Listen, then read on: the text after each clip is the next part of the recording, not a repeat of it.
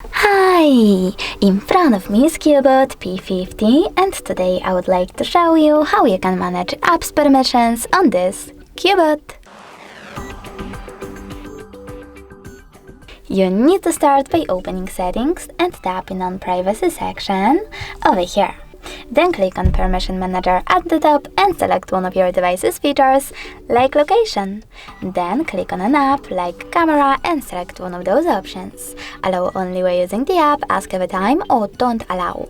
I will go with the first one. So now when I go back, as you can see, camera just gained access to this device location if I'm using it. But you can always pick any feature and then an app that you are interested in. For example, I want to manage all permissions for my messages or photos, whatever. Then select See all photos permissions over here instead and manage all of them only for this app from here.